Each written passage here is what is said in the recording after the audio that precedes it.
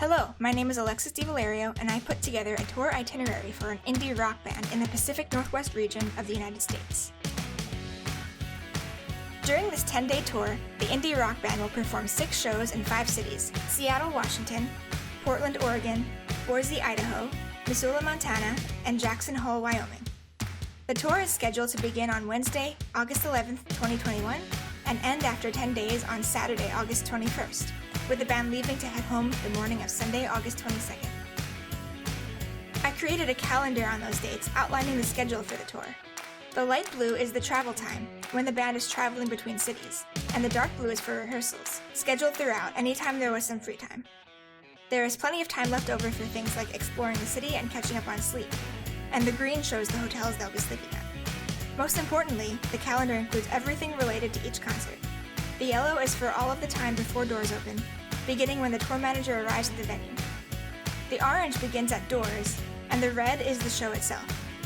Lastly, purple represents teardown. This is a list of the venues where the band will be playing a show. Numos and the Showbox are in Seattle. Then comes Roseland Theater in Portland, followed by Knitting Factory Concert House in Boise, and the Wilma in Missoula. The tour ends with a show in Pink Garter Theater in Jackson Hole.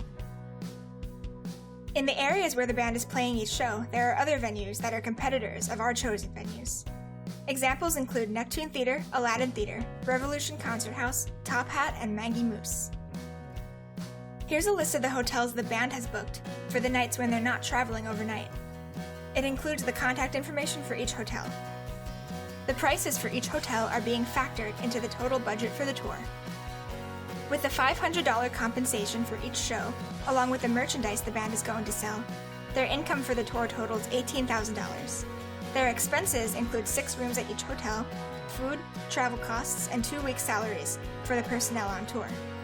This leaves less than $2,000 in case of a disaster, so the band is requesting an extra $5,000 in tour support, since it's a pretty small tour. This is the overall budget for the tour, showing how the band is making and spending money throughout the tour, and how they are breaking even. This is the rider the band is using for all of their concerts during this tour.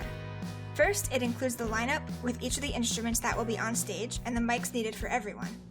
Next, there is a list of the important equipment the band is bringing with them, such as the crossover, the mixer, each of the types of microphones they need, and an EQ and dynamic processor they will use during the shows. Lastly, there is a list of requirements of the venues, such as backup equipment the band will need, and the mixes needed in the onstage monitors. It also outlines the sound check procedures and the configurations of the house sound system and front of house. Finally, the tour wouldn't be possible without crucial crew members who are there to ensure everything goes smoothly.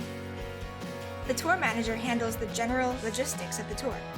The front of house engineer makes the music sound good to the audience, and the monitor engineer makes sure the sound check happens successfully and that all technical requirements are met.